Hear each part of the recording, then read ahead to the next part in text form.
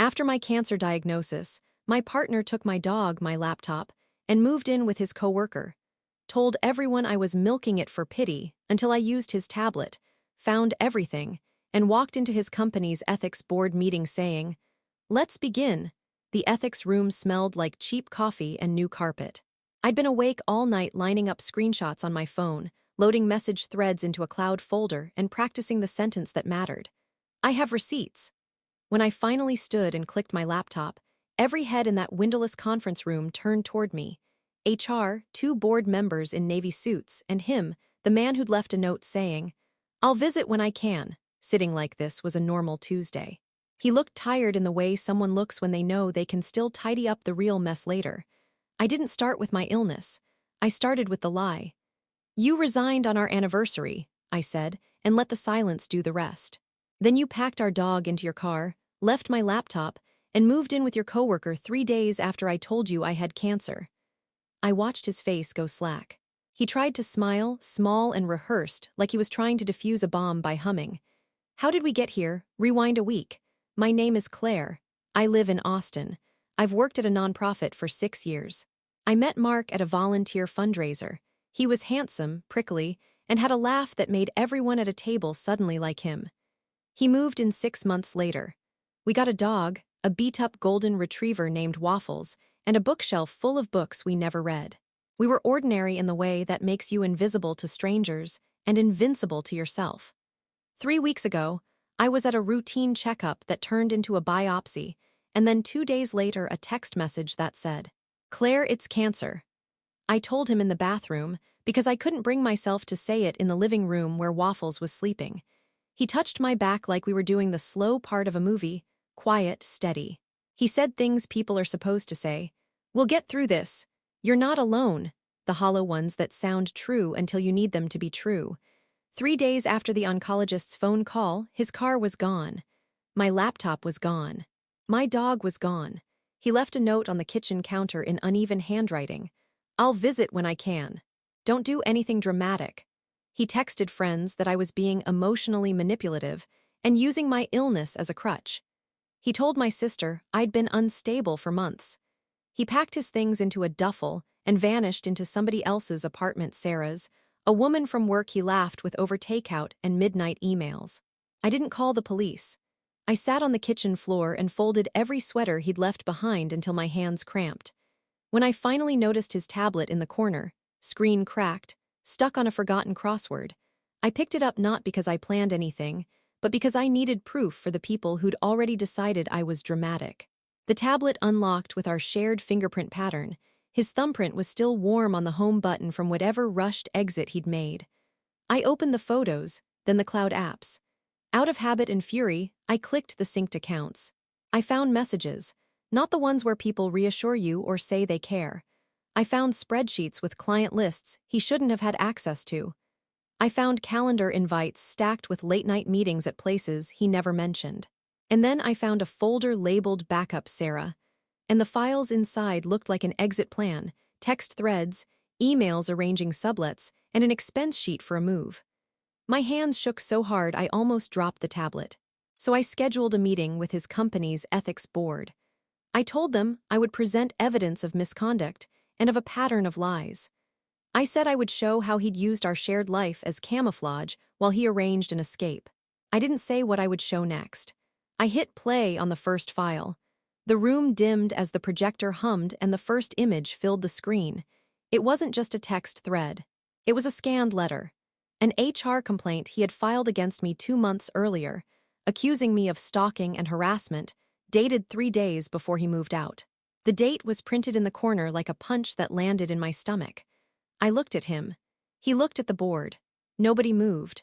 My phone buzzed in my pocket with another new file I'd uploaded an hour before, something that would change everything if they let me open it.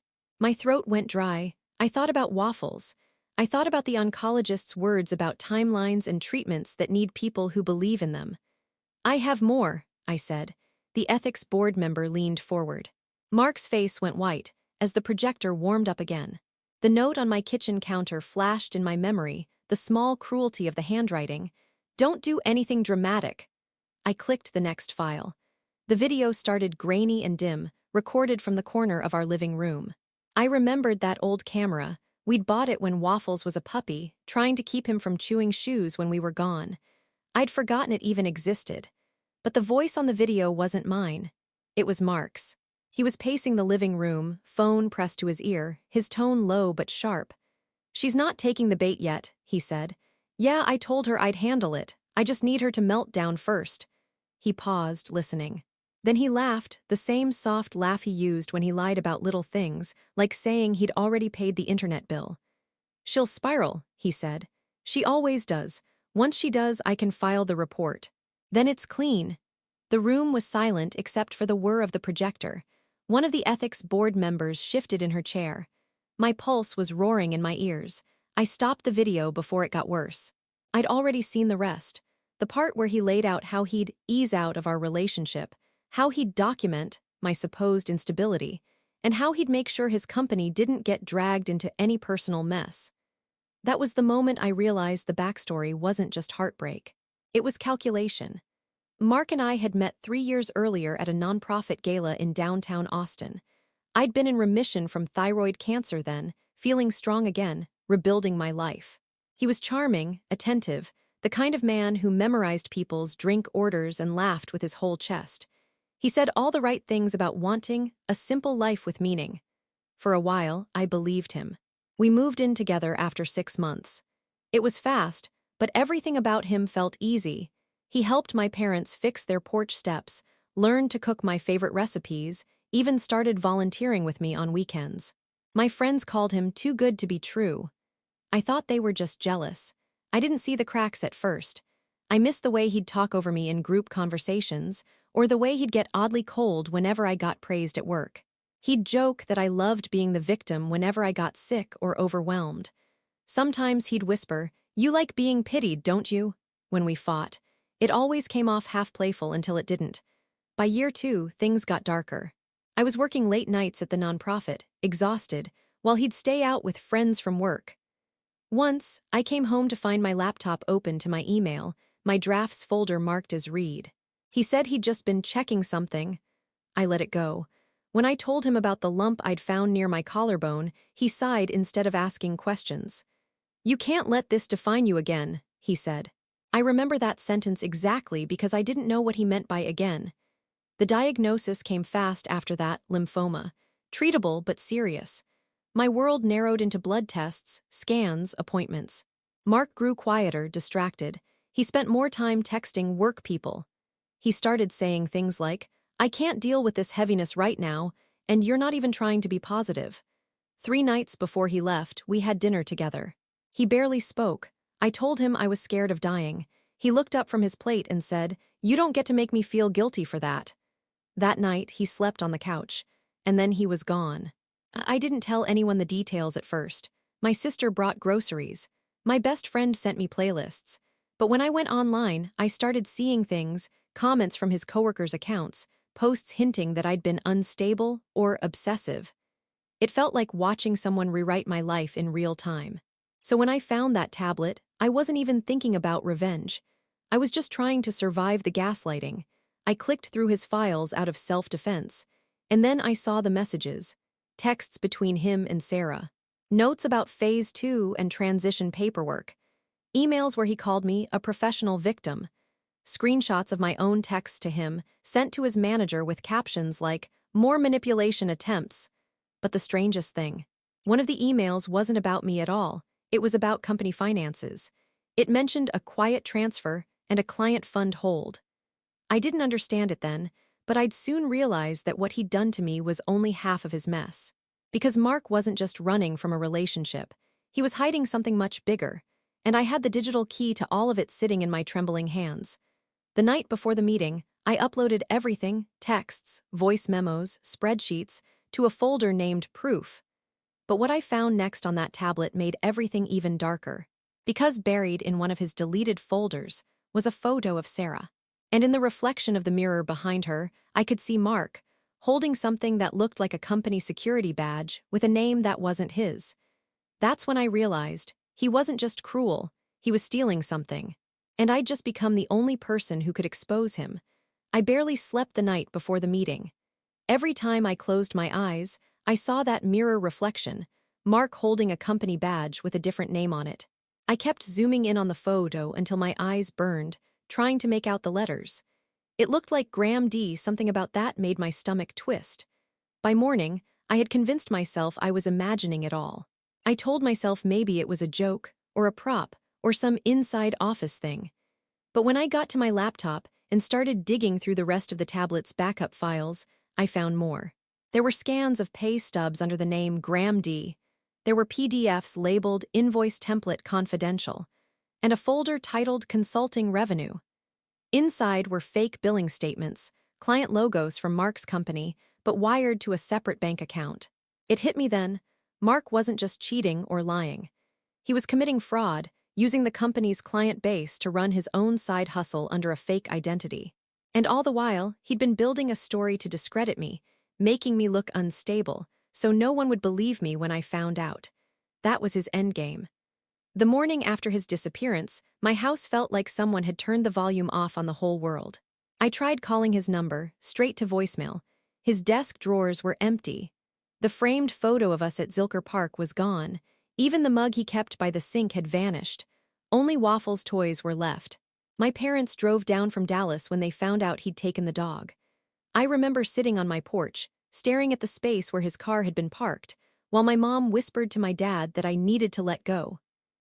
I didn't tell them he'd taken my cancer meds by accident, along with my laptop, my insurance forms, and every digital trace of my medical schedule. I had to start from scratch. New laptop, new passwords, new appointment reminders written on Post-its because my brain was fogged from chemo. I felt humiliated every time someone asked, "How's Mark holding up?" But what made it worse was the whisper network. Mutual friends stopped replying. My boss told me that someone had emailed the nonprofit, warning them about my mental instability. Someone had sent screenshots of text messages between me and Mark, edited, cut up, rearranged, to make it look like I'd been harassing him after he left. It was so meticulous that I started doubting myself. For weeks, I believed I might actually be losing it, until the tablet. The more I read, the clearer it got. He'd been documenting me for months. Notes like record argument proof of volatility. She yelled today about dishes, mark time.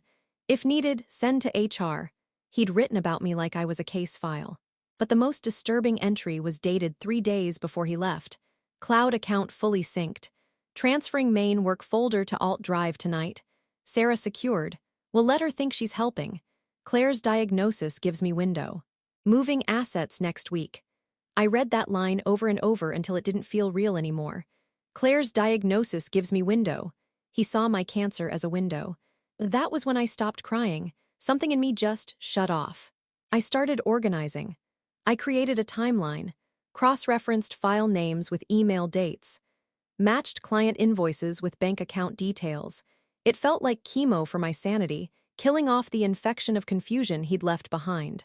When I finished, I had 2 folders, emotional abuse and corporate fraud. I planned to send both anonymously, but the longer I stared at the files, the angrier I got. Anonymous wasn't enough. He'd called me dramatic, fine. I'd give him dramatic, public, undeniable, career-ending dramatic. So I called his company and requested a meeting regarding a matter of ethics and misconduct. They assumed it was work-related. I didn't correct them. The day of the meeting, I wore a scarf to cover my port scar. I looked pale, thinner than I remembered. But my voice didn't shake when I spoke. And when I hit play on that recording of him planning to make me spiral, no one in that room said a word.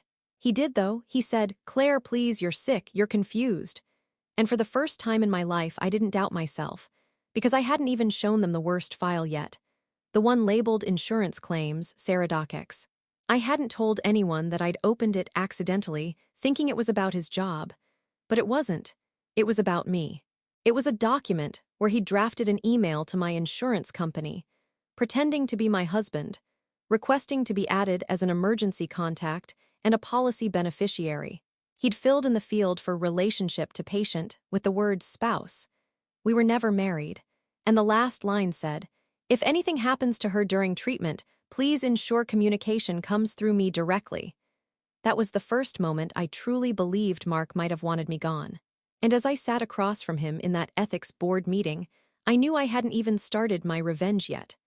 Because I still had one final card to play, one that would ruin not just his job, but his entire double life. And the key to it was hidden inside a name I couldn't stop staring at. Graham D. After the ethics meeting, I didn't hear from Mark for 4 days. Not a call, not a text. The company said they'd look into it, which is corporate code for we hope this goes away quietly. But I knew him, he'd never let me get the last word. So when a blocked number called at 11:43 p.m. that Friday, I didn't even hesitate. I answered, "Claire," he said, calm, too calm, "you need to stop." He sounded like a man giving advice, not a threat. Like this was something happening to him, not something he'd caused. I didn't say anything. "You don't understand what you've gotten into," he continued. "Those files aren't what you think. You could ruin people's lives if you don't know what you're doing." "Yours?" I asked. Silence. Then he sighed. "Just please let me fix it. I'll bring waffles by, we can talk." And that's when I realized he wasn't panicking. He was negotiating. He didn't call because he was afraid of exposure. He called because I'd hit something real. Something he needed. Something connected to that fake identity. After we hung up, I opened the photo again, the one with the mirror reflection. I zoomed in until my screen blurred. The name tag didn't just say Graham D., the line under it said, Client Relations Consultant, Avalese Corp. Avalese was the same company his firm managed accounts for. The same one listed on those fake invoices. I started Googling. Within an hour, I'd found something that made me stop breathing. Avalese had an internal fraud investigation open, tens of thousands in missing funds, traced to a consultant named Graham Daniels. Graham Daniels. Mark had stolen someone's identity. Everything started clicking after that. Sarah, the coworker he'd moved in with.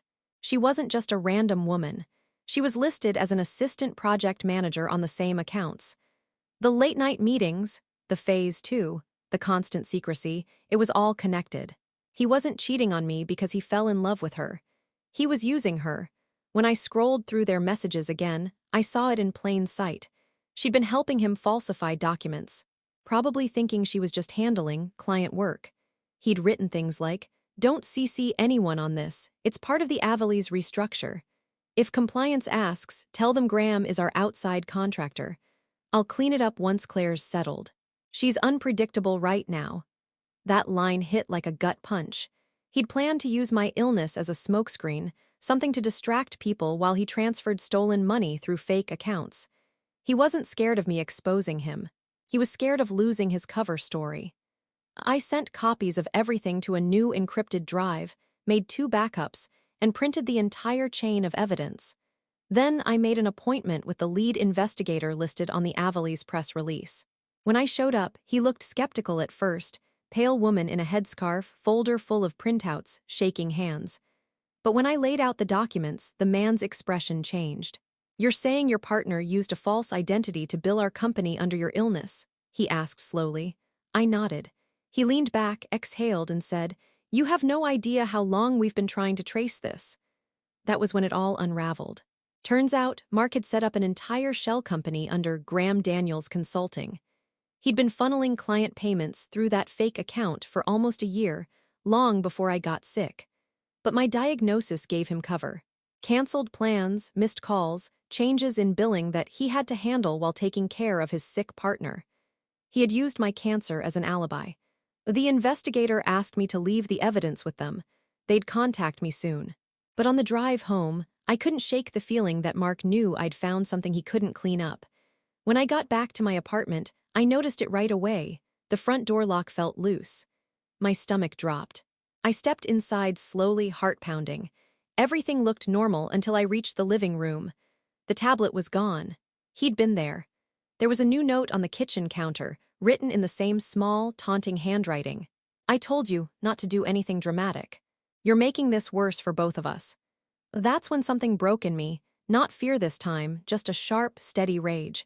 I realized that if he could sneak in, if he could steal the tablet again, he could still spin this. He could delete files, destroy evidence, twist the story back in his favor. And if I was going to stop him, I'd need to do it in a way that he couldn't erase. So I started planning. I set up digital alerts on every account connected to his name or to Graham Daniels. I watched his transactions in real time. I tracked where he was logging in from. Every few hours, he'd pop up on my screen under a new city. Houston, San Antonio, then back to Austin. He was running. And the night before I finally caught him, I got a text from an unknown number with a single line. "You shouldn't have gone to Avali's. You don't know who you're messing with." The number traced back to Sarah. That's when I learned the first twist wasn't even the real betrayal. Because Sarah wasn't his victim. She was his partner. I didn't sleep that night. I sat on the edge of my bed with the tablet backup folder open on my new laptop, reading their messages again. Every line I'd once read as flirty banter now looked like code. "Lunch drop at 2:15. Got the forms. He thinks it's clear." They weren't meeting for sex, they were moving money. By dawn, I wasn't shaking anymore. I was cold, focused. If they were going to make me the crazy, heartbroken ex with cancer, I was going to make them the criminals who underestimated the wrong dying woman. I started by pretending to disappear. I stopped answering calls from the investigator. Stopped posting online. I even skipped a chemo session and rescheduled it under a fake name, so if Mark was still tracking my health app, like I suspected, he'd think I was home and weak. Then I called a friend who worked in cybersecurity at a small private firm. I didn't tell her everything, just that my ex had stolen files, and I needed to mirror his activity for legal reasons. She didn't ask questions. Within 2 hours, she'd helped me install software that tracked every login attempt to my cloud accounts, even from remote devices. That night, I set a digital trap. I created a fake document called Cancer Fund, Insurance Claim Final Docx, and uploaded it to the same cloud folder he'd already accessed. Inside, I wrote a fake claim form with an attached routing number that led directly to a dummy account I'd made with the help of my friend's firm. The second he opened it, I'd have his IP, his location, and proof that he was still stealing. It took 3 days. At 1:08 a.m., my screen flashed a notification. File accessed from new device IP registered to Houston Corporate Suite Network. I checked the account location and froze. It wasn't just any building in Houston. It was the Avali's Corp branch office. He'd gone back to the company he'd stolen from, and Sarah's device pinged the same location 2 minutes later. They were both there, together, using the same network as the company investigating them. That's when I decided to go nuclear. I printed everything, emails, voice messages, timestamps, the access logs my friend helped generate, and packed them into a binder labeled for Ethics Board. But I didn't go to HR this time. I went higher. Avali's Corp had an anonymous whistleblower system. I used it. Uploaded everything, his dual identities, the fake invoices, the access data, the insurance scam attempt under my name. I didn't just send files. I wrote a detailed report that started with one sentence. Mark H., alias Graham Daniels, used my medical crisis to commit fraud under company contracts and disguise money laundering with the help of an internal associate, Sarah L. I signed it only with 3 words. From the woman dying. Then I did something that made my hands shake harder than any chemo injection ever had. I called his mother. She'd always liked me. She'd believed every word of his story that I was unstable. I told her I'd like her to see something. Then I sent her the screenshots, his voice recording where he bragged about making me spiral, the insurance email draft where he tried to name himself my spouse. There was silence for a full minute before she said, "Claire, where is he now?" I told her, "Houston," she whispered. "He told us he was in Chicago for work." It hit her then, the way it had hit me weeks earlier. But the real revenge wasn't going to be emotional. It was going to be official. The investigator from Avali's called the next morning, voice tight with urgency. "We need to confirm, are you sure these files are authentic?" "Every one of them," I said. "Then you may have just broken open a major internal theft case." Apparently, Avali's had been losing client money for months, and they couldn't trace the destination because the transactions were disguised as consulting fees to the Graham Daniels account. My dummy file had given them exactly what they needed: proof of access, timestamps, and digital signature trails leading right back to Mark's credentials. He'd just walked into the trap himself, logging in from the company's own network. They told me not to contact him, not to alert Sarah. But I had one last thing to do. I drove to the building in Houston 2 days later, parked across the street. My scarf was wrapped tight around my head, my face pale, tired, but I didn't feel weak. I felt alive. Through the glass walls, I saw them, Mark and Sarah, sitting side by side in a small conference room, faces white under the fluorescent lights. Two men in suits stood over them. One of the men had my binder in his hand. It was almost poetic. I didn't go inside. I didn't need to. I sat there until they led him out in handcuffs. When I finally got home, I found a text on my phone. Unknown number again. You think you won, but you don't understand why I did it. I stared at it for a long time. Then I typed back, "Then tell me." I didn't expect him to reply, but 10 minutes later, another message came through. It was never about the money, it was about you. That's when I realized this wasn't over. The fraud was only part of the story. There was something darker underneath, something I hadn't uncovered yet. And I was about to learn the real reason he'd destroyed everything we had. When he texted, "It was never about the money. It was about you," I laughed. The kind of dry, bitter laugh that comes out when your nerves are fried. I thought it was just another manipulation trick, his way of clawing back control. But an hour later, another message came through. "Check the old email you used for wedding planning. There's something you need to see." We'd never actually planned a wedding, just talked about one in passing a couple times, mostly after drinks, when he'd joke about eloping in Colorado. But I did have an old Gmail account with that name, something we'd made to share photos and lists back when things were good. I hadn't opened it in over a year. The password still worked. When I logged in, there was one unread email, dated 2 days before my diagnosis. The subject line said, "Timeline update for M." It wasn't from Sarah. It was from someone named Dr. Henry L., a private physician's office in Dallas. The email was short, clinical. Preliminary lab results confirm C-type markers as expected. Prognosis window still estimated at 12 to 18 months. Proceed as planned. I read it 3 times, my stomach twisting tighter with every word. Then I saw the attached PDF. My name was on it, my date of birth, my test results, except I'd never seen those tests before, because they weren't from my doctor. They were from his. I didn't understand at first. My head was spinning. I thought maybe he'd gotten copies of my labs somehow. But when I called my oncologist the next morning, she said the dates didn't match any of my tests. Then she said something that made my blood run cold. "Claire, the only way someone could have those markers is if the sample came from a relative or was taken at a different time entirely." That's when the truth started to unspool. Mark had known about my illness before I did. He'd somehow got hold of my medical data months earlier. Maybe from the genetic screening we did together the year before, when he convinced me to use one of those at-home cancer risk kits. I remember him saying, "It's just good to know what we're working with." He'd taken the results, had them analyzed privately, and used them to predict the exact diagnosis that would later blindside me. He'd known. He'd known I was going to get sick, and he'd started planning everything around it. The timing of the fake consulting business, the insurance forms, the HR complaint, the move to Sarah's apartment. Every single step had been choreographed months in advance, built on the knowledge that my health would collapse. He didn't just exploit my cancer. He'd waited for it. That night, I couldn't stop replaying every conversation we'd ever had. The way he'd always insisted on handling my medical paperwork. The times he'd say, "You don't need to worry about the bills." The way he'd joked, "You'd be set if I ever offed myself. I've got great life insurance." Now it all sounded different.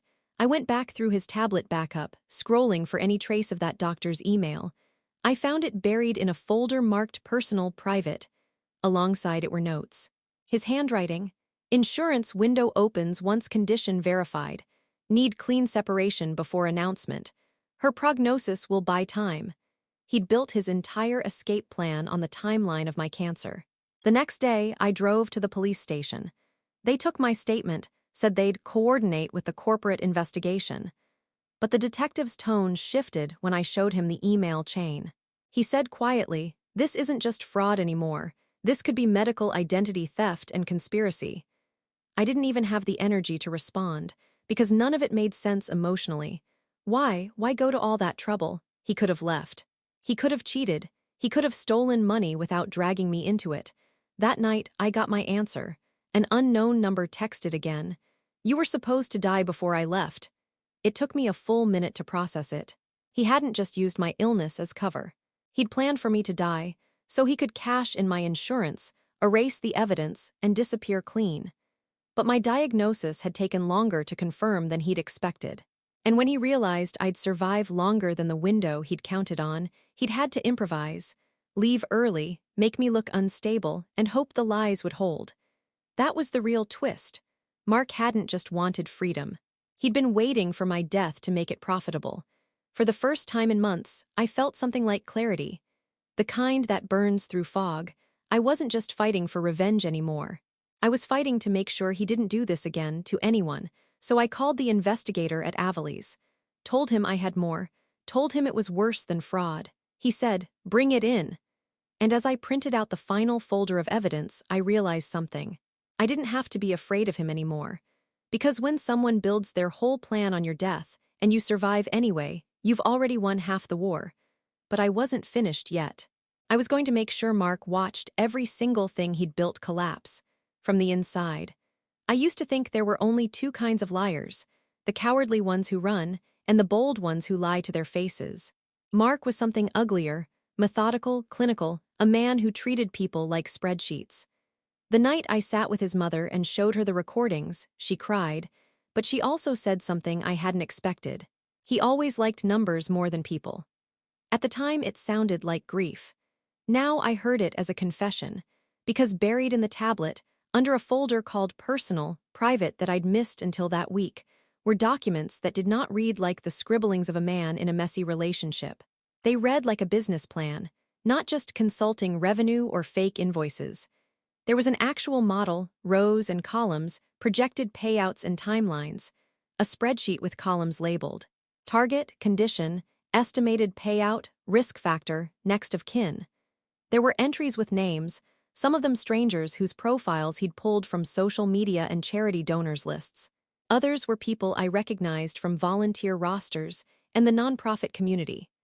Waffle's veterinary tag number was in there next to mine, like an asset to be accounted for. He'd given each person a score, 1 to 10, on how insurable they were. When I scrolled, my hands went numb. Under my name, he'd written, high-yield history of remission, predictable relapse window. Next to it, plan, accelerate separation, file HR complaint, secure beneficiary change, stage instability. It was typed, not his usual sloppy handwriting. He'd made a playbook. There were emails to a P.O. box in Dallas and bank routing numbers tied to shell accounts. There were meeting notes where he'd written, Sarah, handle client side, keep emotional distance, maintain narrative, Claire volatile. And then, the kicker, an internal memo in which he calculated the ROI of relationships, listing life insurance policies and expected policy limits. For one entry, he'd even run the math. Premiums expected payout equals 2.3x over 18 months. He'd treated human suffering like arithmetic. I tried to imagine the person who could do that. Not desperate, not suffering, cold, clinical. He wasn't gambling or running from debt in the chaotic way people do. He had a system. He had targets. He had, worse, a portfolio. That's when the final piece slotted into place and left me hollow. There was an old folder labeled Pilots. Inside were screenshots of dating profiles, notes on conversations, and a map of cities, Austin, Dallas, Houston, with pins where he'd tested his approach. The document header read, Client acquisition, human assets. The phrasing, the language, he wrote about people the same way a recruiter writes about candidates. He wasn't just stealing money from his company. He'd built a side business where the product was the expected deaths of people he convinced to give him access. He cultivated them, trusted, moved in, managed the narrative when the crisis came, then used their vulnerability to file claims, shift beneficiaries, and funnel payouts. Sarah wasn't just an accomplice. She was a handler for client operations, making sure the paperwork looked legitimate while he manufactured the story of a devoted partner. The most chilling document was a PDF titled Exit Strategy, Contingencies. It listed scenarios.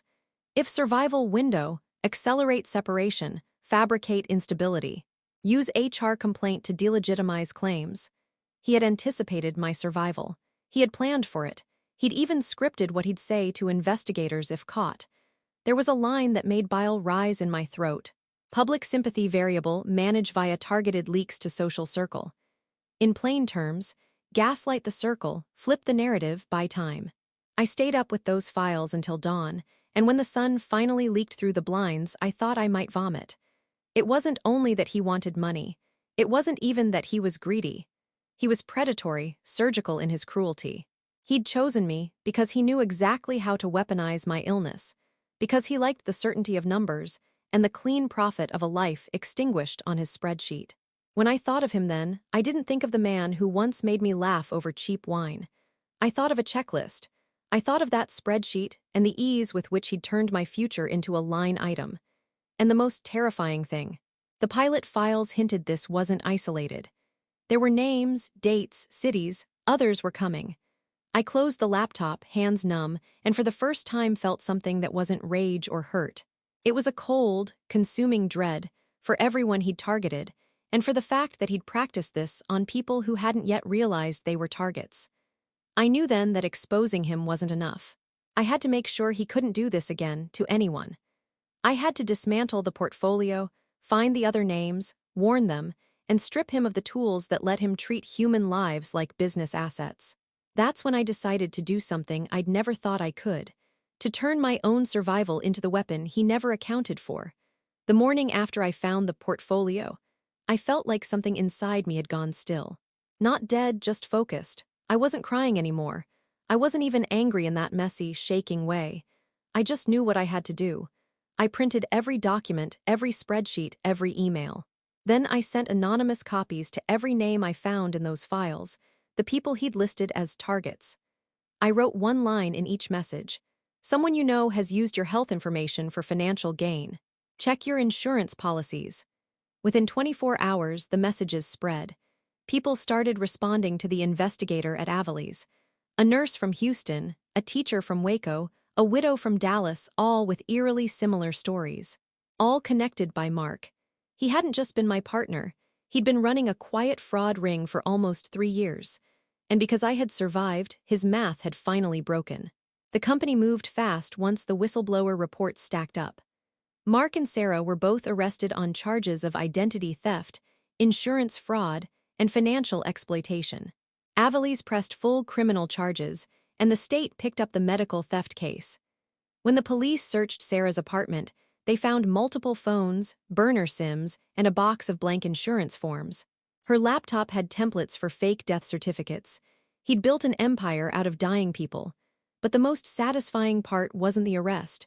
It was the hearing a few weeks later. I showed up, scarf on, pale but standing tall. He looked smaller in real life than I remembered, like the walls around him had finally caught up. When they called my name, I walked past him without looking. The judge asked if I wanted to make a statement. I said no. He already heard everything I needed to say when he thought I was dying. After the trial, the investigators told me something that made me sit down. The spreadsheet, his so-called portfolio, had a hidden section labeled backup. Inside it was one final column titled Primary Asset, my name. He'd bet everything on me. I was supposed to be the one that paid off big. My survival had destroyed his whole system. The irony wasn't lost on anyone. A month later, I got Waffles back. Mark's parents had picked him up after the arrest and called me, crying. His mother apologized through sobs. I didn't know what to say except, he planned it, but he lost. I started sleeping again, eating again. I went back to my nonprofit job part-time. My oncologist called my progress remarkable. I called it rage converted to purpose. Every night before bed, I check the scar above my port and remind myself that I lived through something people don't even have words for. 2 weeks ago, a journalist reached out. They'd heard rumors about the insurance predator case. They wanted me to go on record. I thought about it for days. Then I said yes, but under one condition. The story couldn't just be about me. It had to include the other victims. When the article came out, the headline read, "The man who tried to monetize cancer and the woman who survived him." My inbox exploded. People I didn't even know wrote to say they'd switched insurance providers, changed passwords, warned friends. The story became a cautionary tale, a ripple that made people double-check who they trusted with their data. That was the only kind of revenge that felt worth something. The last time I saw Mark was in court during sentencing. He didn't look at me when they read out the years, 25 total. But as they led him away, he turned slightly and mouthed something. I couldn't hear it, but I knew what it was. You were supposed to die. I smiled. Small, steady, almost pitying. Because the truth was, I did die, just not the way he planned. The version of me that believed people like him could love without conditions was gone. What's left is quieter, sharper, untouchable. When I got home that day, I deleted every folder, every file, and renamed the last backup drive with one word: closure.